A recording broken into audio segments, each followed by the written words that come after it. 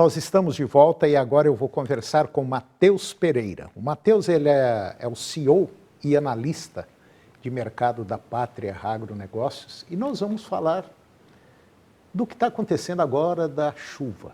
Chuva começou, às vezes para o pessoal da cidade está chovendo muito, mas lá no campo que precisa, na maioria das regiões do Brasil, a coisa não está muito boa não. Matheus, muito bom dia, mais uma vez, obrigado. É mais ou menos isso? Bom dia, Antônio, bom dia a todos que estão nos assistindo. Exatamente, a gente tem realmente chuvas chegando em algumas partes da região central brasileira, essas mesmas chuvas que já chegavam ao sul e sudeste do nosso país, porém existem sim regiões em todo Mato Grosso, Goiás, Tocantins, Pará, oeste da Bahia, que a falta de chuvas ainda é uma preocupação, que cria um alarde no mercado de grãos, no mercado pecuário de agora em diante. E no Mato Grosso também, tem algumas regiões que ainda não conseguiu molhar direitinho não, né? Sim, em especial o lado oeste, as regiões fronteira com a Bolívia, são regiões mais secas, tradicionalmente nessa época do ano, e que ainda no momento faltam-se chuvas nessas regiões, que é um grande berço pecuário, é também um grande produtor de grãos, essa região oeste de Mato Grosso. E a gente fica preocupado, você sabe por quê? Porque dentro do setor agropecuário, principalmente na agricultura, tem as janelas certas para o plantio. Você não pode plantar a qualquer época do ano. Não é bem do jeito que às vezes muita gente imagina. Então, no caso da soja, nós temos até lá por volta de 10, 15 de novembro, para poder plantar, colhe e depois planta o milho. É assim que funciona dentro da agricultura. Agora, se a coisa começar a atrasar muito, o plantio do milho já fica fora da janela, já corre esse risco. Aí sobe o preço do milho e começa a subir o preço da carne, o preço do suíno, o preço do ovo, e aí a coisa complica. É assim que funciona no agro. E o ponto de se levantar, Antônio, é que o agronegócio ele já vem de crises consecutivas. Sim. A gente viveu a crise política, continua vivendo, vive uma crise sistêmica no crédito, uma crise financeira na distribuição, a gente vê grandes empresas de distribuição de insumos colocando RJs no mercado, recuperações judiciais, e agora, num cenário extremamente sensível da classe produtiva e pecuária do nosso Brasil, que deveríamos ter condições favoráveis para uma nova safra que se começa agora em 24, 25, a gente vem agora com complicações climáticas. Então, infelizmente, já é um setor que estava com a corda no pescoço e que essa corda está muito apertada, realmente está sufocando e que essa presença dessa diversidade climática, ela é ainda um calo no sapato para quem já está com o pé na lama, Antônio? Então, é algo que a gente tem que ficar muito atento, Como você bem disse, tudo que impacta agora vai criar resultados e reflexos nas prateleiras dos supermercados do nosso país e mundo afora, caso a gente não tenha uma safra saudável agora em 24, 25, Antônio. Matheus, a gente sabe que vocês lá da Pátria, vocês estão com uma equipe muito grande, vocês estão crescendo, enfim. O que é que vocês estão orientando para o produtor, que eu sei que vocês têm muita gente que pega consultoria com vocês lá, o que vocês estão orientando esses produtores, porque vocês têm gente de basicamente o Brasil todo. O que vocês estão conversando? Olha, o maior ponto a ser levado em consideração, a gente nunca viveu uma crise financeira tão agressiva como a gente vive atualmente. O Brasil já passou por ciclos de depreciação de commodities agrícolas, já passou por um encolhimento das margens do setor, isso é natural, a cada 9, 10 anos esses ciclos são observados, porém, atualmente, a gente nunca teve tanto dinheiro enterrado dentro das propriedades quanto se tem atualmente. Pelo processo inflacionário comum, as coisas hoje são mais caras do que 9, 10, do que 20, do que 30 anos atrás, quando já foi observado algo semelhante ao que se observa atualmente. Então, a sensibilidade financeira da porteira para dentro, ela nunca teve tão aguçada quanto se tem no atual momento de 2024. A grande atenção é que não podemos errar de agora em diante. Quando o mercado está às margens gordas, margens saudáveis, na pecuária, na agricultura, qualquer lambança, qualquer errinho, ele é tolerável. A gente consegue transpor esses problemas porque está sobrando mais dinheiro. No ano como 24 e 25, onde não sobra, as sobras estão extremamente escassas, os erros, eles podem custar muito caros.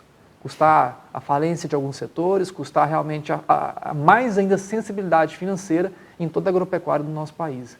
Então, a grande recomendação da Pátria é crie proteções. Olhe para esse mercado 24/25 com sobrevivência.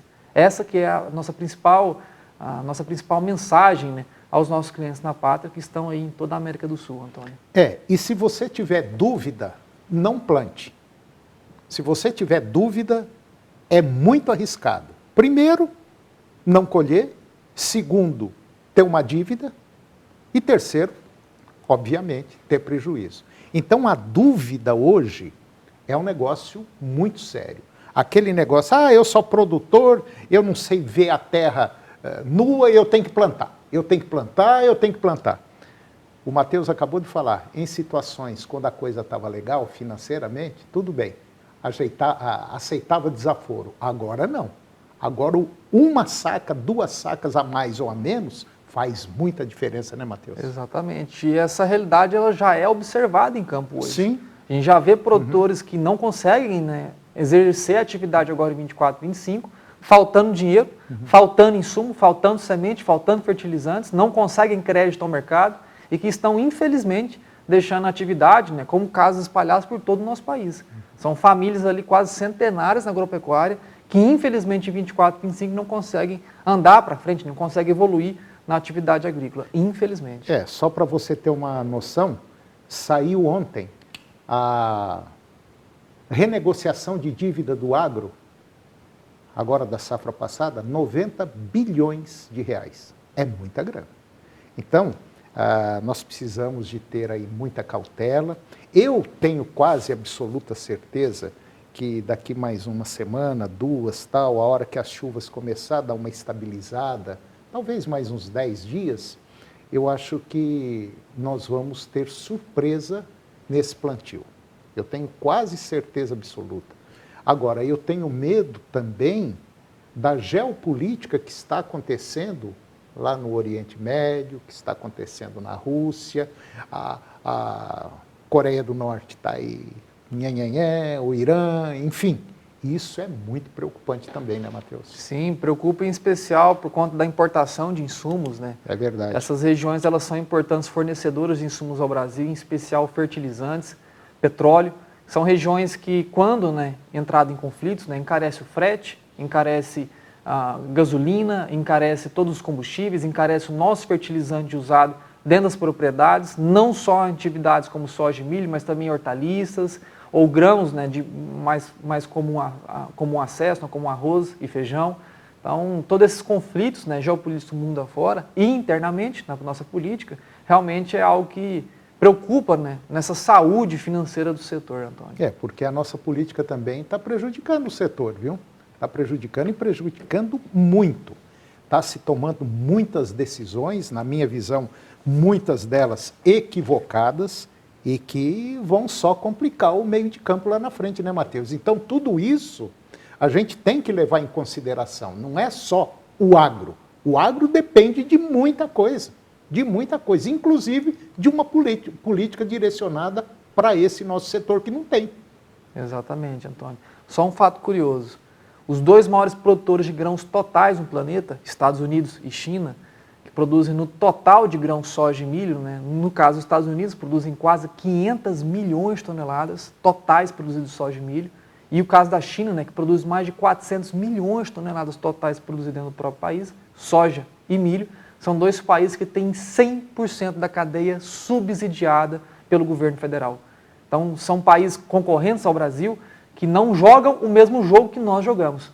Aqui dentro do nosso país, temos um governo averso ao nosso setor, que em vez de criar sustentação e subsídios para fomentar o crescimento da nossa economia, acaba jogando contra, levantando bandeiras equivocadas, aumentando a percepção e a maneira ríspida, né, como a grande parte da população enxerga nós, aqui que estamos trabalhando dentro das porteiras do nosso Brasil.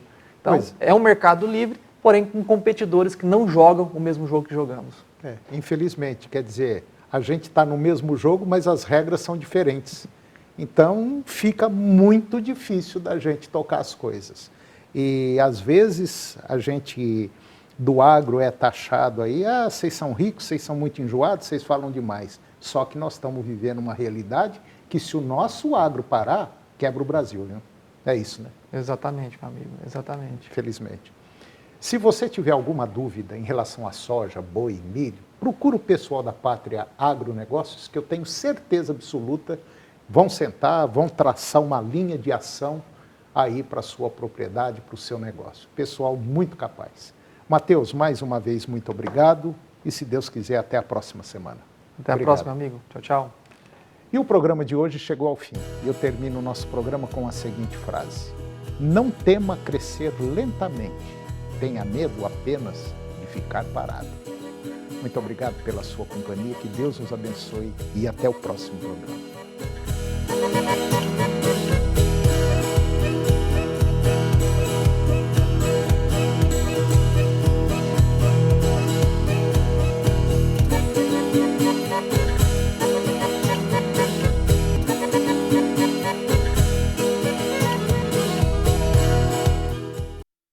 Olá, muito bom dia. Muito obrigado mais uma vez pela sua companhia.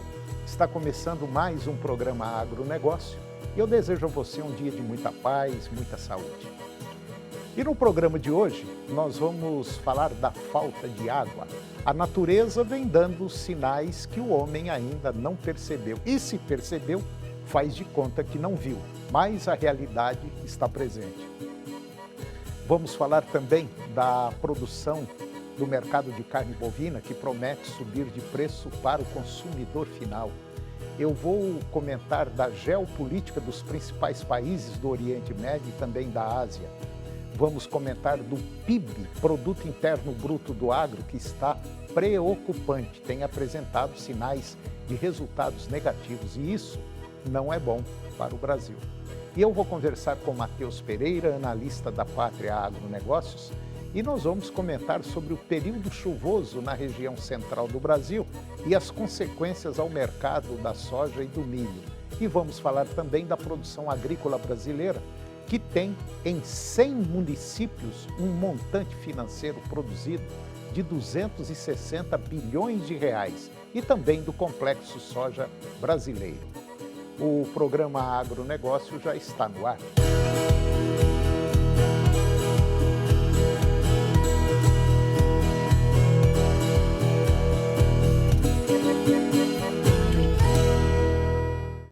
Eu começo o programa de hoje falando da falta de água. A natureza vem dando sinais que o homem ainda não percebeu e, se percebeu, faz de conta que não viu. Mas a realidade está presente. A escassez de água é uma questão alarmante que atualmente afeta 3 bilhões de pessoas em diversas partes do mundo, onde o acesso a esse recurso vital é incerto, impactando necessidades básicas como beber, higiene e produção de alimentos. Um novo relatório da Comissão Global sobre a Economia da Água, que foi lançado recentemente, destaca a urgência de adotarmos uma nova economia da água. Essa transformação é essencial para alterar a situação atual e garantir a segurança alimentar e o desenvolvimento humano, ameaçados pela má gestão dos recursos hídricos pelas mudanças climáticas. O estudo indica que, se nada for feito até 2050, a escassez de água poderá comprometer metade da produção mundial de alimentos, levando muitos países a perderem até 8% do PIB nos países menores rendimentos. E essa queda pode chegar a 15%. A comissão co-dirigida por figuras renomadas como Marina Mazzucato e Nozi Okonjo-Iweala, eles buscam redefinir a maneira como valorizarmos e governarmos a água como um bem comum do planeta. John Rockstrom, que é diretor do Instituto Potsdam, ele ressaltou a gravidade da situação, afirmando que metade da população mundial enfrenta escassez de água e esse recurso vital está se tornando cada vez mais raro. O relatório propõe que, pela primeira vez na história devemos equilibrar o ciclo global da água, considerando a sua escassez e reconhecendo os múltiplos benefícios de um ciclo hidrológico estável. É crucial adotar uma abordagem proativa em relação à água, indo além das reações de mercado para evitar problemas como a poluição hídrica. Mariana Mazzucato enfatiza que, ao valorizar adequadamente a água desde o início, podemos prevenir externalidades negativas e promover um uso sustentável desse recurso precioso. A mudança na forma como tratamos a água é fundamental para enfrentar os desafios do século XXI. E agora vamos comentar da produção e também do mercado da carne bovina, que promete subir de preço para o consumidor final. O mercado do boi gordo registrou nova elevação para os preços da arroba durante a semana e o ambiente de negócios bastante aquecido sugere continuidade deste movimento no curto prazo. O analista das safras e mercado, Fernando Iglesias, ele disse que a posição das escalas de abate está em sua pior posição na atual temporada. Em contrapartida, o mercado registra sintomas de um superaquecimento com exportações muito agressivas na atual temporada, caminhando para um recorde histórico. As escalas de abate nesta semana giram em torno de 5 dias úteis em vários estados do país. E neste momento, o que favorece um movimento de alta nas cotações da arroba. O mercado atacadista registrou novo movimento de alta nos preços no decorrer da semana e a tendência é de que este movimento tenha continuidade no curto prazo. Fernando Iglesias, ele destaca que as proteínas concorrentes, suína e frango, também devem apresentar elevação em seus preços e em função do atual movimento delimitado de carne bovina, com grande destaque para a carne de frango.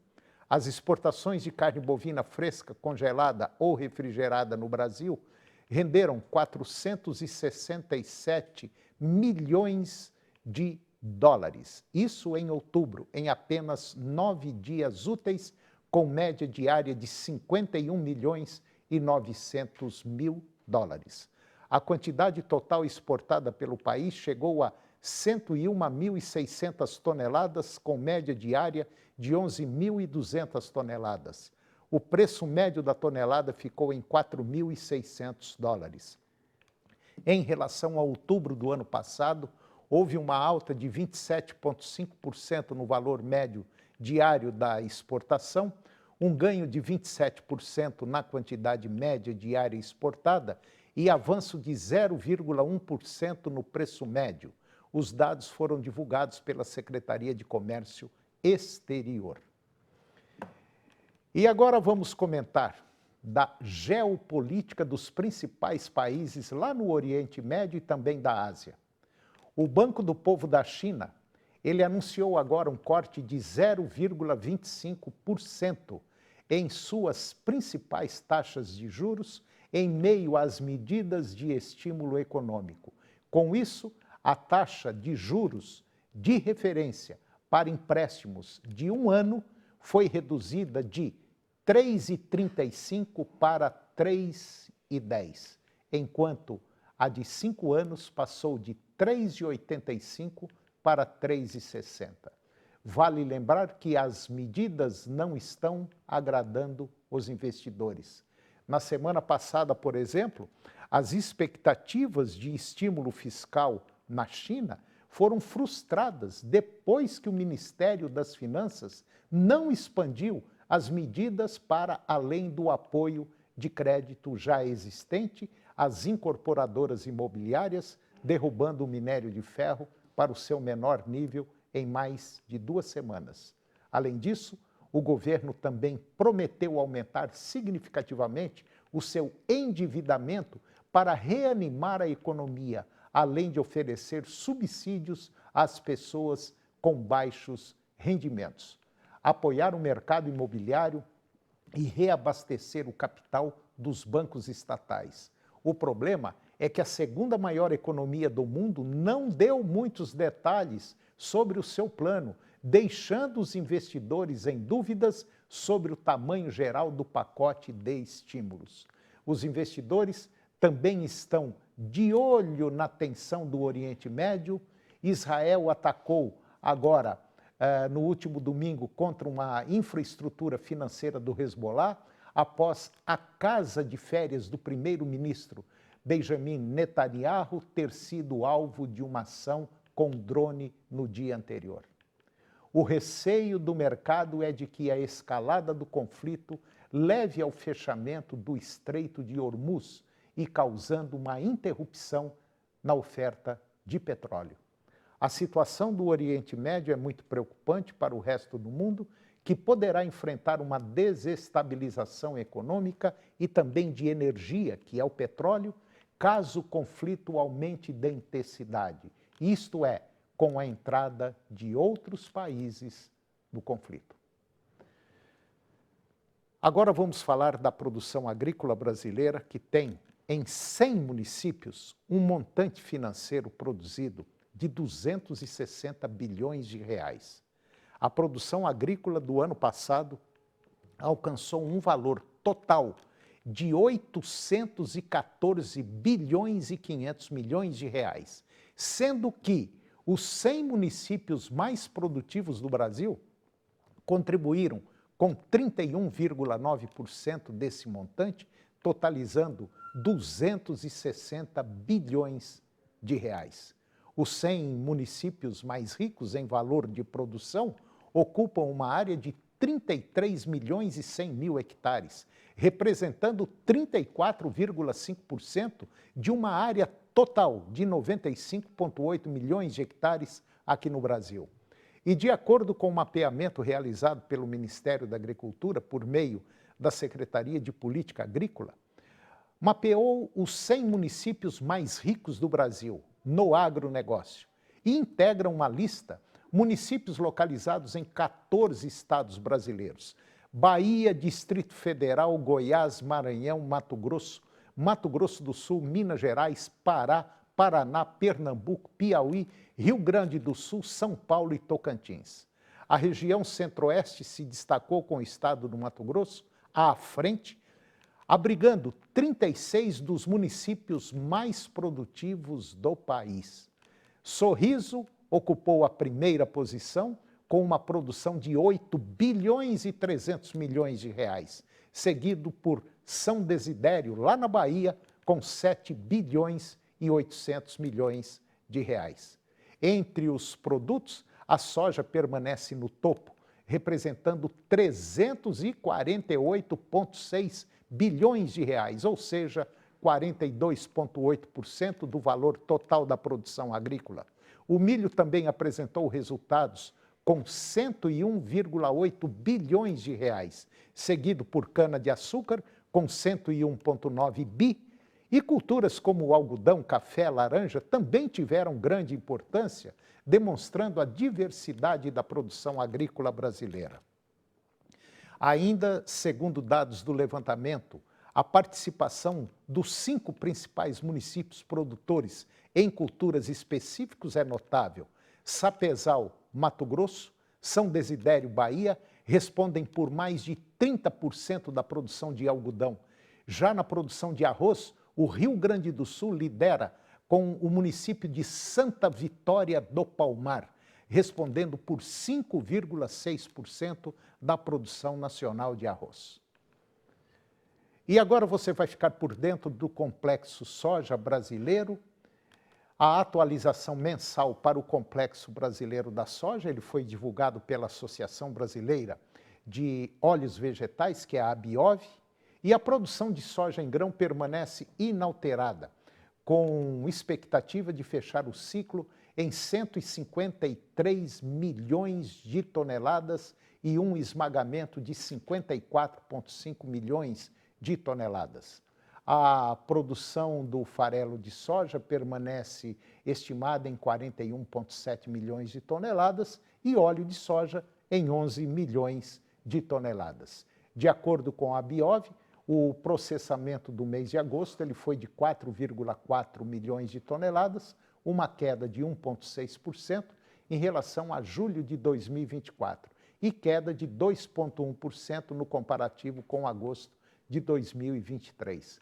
Em relação à exportação de soja, em grãos, os números foram mantidos em 97,8 milhões de toneladas.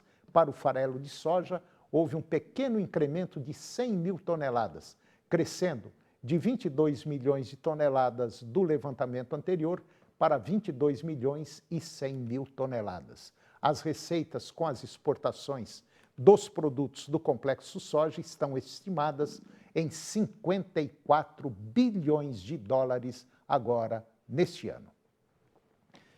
E depois do intervalo eu vou conversar com Matheus Pereira, analista da Pátria Agronegócios, e nós vamos comentar sobre o período chuvoso na região central do Brasil e as consequências para o mercado da soja e do milho. Nós voltamos já, é um minuto só.